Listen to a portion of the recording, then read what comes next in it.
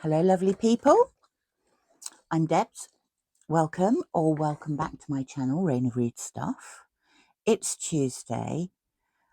I'm not going to do a Tag Tuesday. I'm going to do a not a Tag Tuesday. Gavin at Genre Books put up this video over the weekend called Your Best Shelf. And in it, he had chosen the 10 books that would make up his best bookshelf if he owned them. And he tagged a few people, including me. I thought it was fabulous, so this is what we're going to do. He claims it's not a tag because there are no prompts. There is a prompt. There's one prompt. Pick the 10 books that, if you owned them, would make up your best bookshelf. Now, there are rules, even if there aren't questions. So, the rules are that money is no object, but you should pick books that you actually want and would make use of, rather than just the most expensive books you could find. Number 2 is you have to be able to actually read it. Much as I would love, above probably any other book ever, an original copy of the Icelandic sagas, illustrated, and I know it exists because I've seen it in a museum. Much as I would love one of those, I can't read it. I can't read modern Icelandic, let alone Norse. So you have to be able to read the book. And number 3, it has to exist. It can't be something that was lost or is rumoured to have been written. It has to actually exist. So with those provisos in place, I have picked 10 books. I've actually had a lovely, lovely time searching through rare and antiquarian book dealers' websites to see if there's anything there that I would really like. And I've come up with my list of 10. No particular order. First up is In Our Time by Ernest Hemingway. Now, the story behind this book is that it was printed in 1924 by a French publisher called Three Mountain Press, but there was an error in them, and only 300 copies were printed. 170 was sold, but the other 130 were given away to friends, family, reviewers, etc., etc. I think that would be a lovely addition to my library. Next on my list, a first edition of Winnie the Pooh by A.A. Milne, with these timeless illustrations by E.H. Shepard. Interestingly, on the cover here, it says Decorations by E.H. Shepard rather than illustrations. This was published in 1926 by Methuen and Co. in London, and I'd like one of those, please. Third on my list is this. Now, I'd like one with a slightly better dust cover. This is a bit battered, but this is Brideshead Revisited by Evelyn Waugh, and the subtitle is The Sacred and Profane Memories of Captain Charles Ryder. This is from 1945, and this one was published by Chaplin and Hall. A lot of the books that I've selected here are first editions, because if you're going to pick one, it might just as well be a first edition.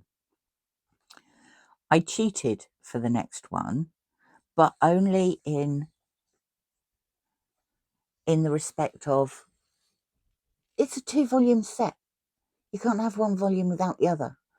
This is the first English translation of A Count of Monte Cristo by Alexander Dumas. And it's from 1846. It was published by Sims and McIntyre. London and Belfast. And it was the first time it had been completely translated into English from the French. The next one is actually in French. Now, I used to be able to read French really well. I can't anymore, but I would be able to manage Asterix le Gaulois. This is the first edition from 1961 in French of The Adventures of Asterix the Gaul. And this was published by Lombard. It's written by René Goscinny and illustrated by Albert Uderzo.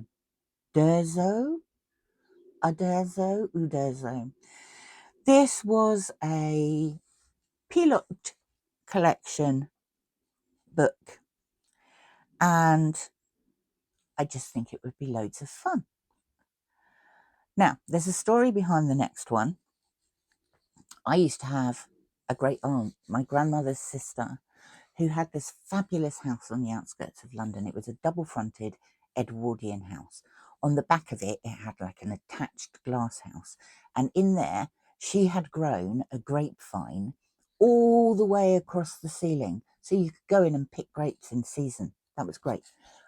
She'd actually stolen it. She'd taken a cutting, which is illegal, from the grapevine at Hampton Court Palace. She had very green fingers and she grew it from that.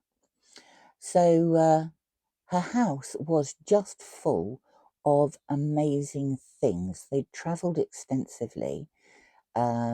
She'd brought back artifacts from all over the place. Her house went off in different directions. It was one of those places where, you know, the stairs went up, and then to your right there was 3 stairs and a big velvet curtain and some more hallway and more rooms behind it. And to left there were 7 stairs and they went somewhere different. And she let me explore all over the place. One of the things I found was a box of books. We are getting back to books, you see. And in this box of books was an old, I think it was Edwardian, pop-up theatre book. And it was fabulous. Now, the closest thing I can find is something called a theatrical picture pop-up. It's called Poor Robinson, and it's by G. Lowenson Firth. It's from 1883, and it's the English edition, and it is fabulous. It includes 4 stories in there. Poor Robinson is about Robinson Crusoe. Then there is a Hansel and Gretel, a Dick Whittington, and Sleeping Beauty. And the way it works is that the book opens and pulls up a 3D scene of whichever story you're looking at. And then you had pop out characters that you could move in and out. And it works by these little cardboard tags. So that gives you the depth in the scenery. And then underneath it, you have the story. I'd very much like one of those again. She never gave it to me. She just let me read it. Okay.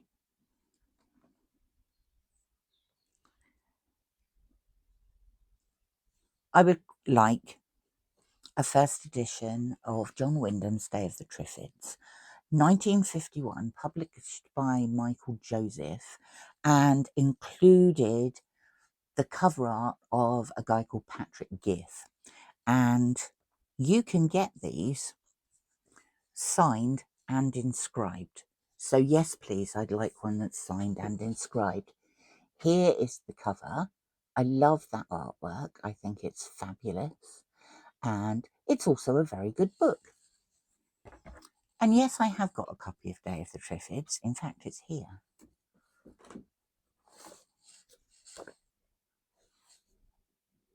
But I want the yellow one. I want the first edition. And like I say, I'd like it signed, please. Right, next up, one of my favourite photographers is a photographer called Dorothea Lang.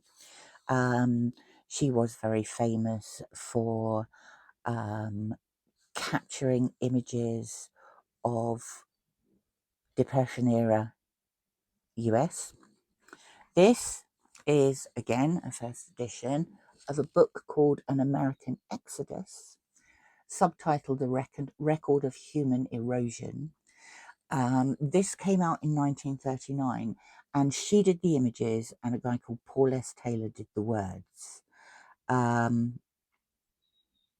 It was published by Reynard and Hitchcock. Okay, we're getting down to the final two now. A fantasy bookshelf of mine would not be complete without a P.G. Wodehouse there somewhere. I have gone for this. Love Among the Chickens. It's a comedy.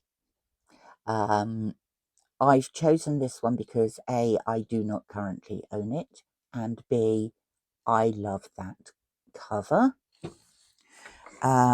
This first came out in 1906, and you can still get a first edition, first impression, signed versions of this. That's the one I'd like. The reason I'd like this one is because in 1921 it was redone, and in the 1906 edition, the first 5 chapters are written with a third-person narrative, and then it moves to a first-person narrative. When it was redone in 1922, the whole lot is a first-person narrative. I would like the one with the third-person narrative first, please. Finally, again, someone I really couldn't leave off a fantasy bookshelf of mine. Shooting an Elephant and Other Essays by George Orwell. These are literary essays. Again, I'd like one with a better dust cover, please. Thanks. Right, these, yes, were literary essays. I mean, he wrote about various books in there. He wrote about Tolstoy. It was published in 1950, and it was published by Secker and Warburg. I think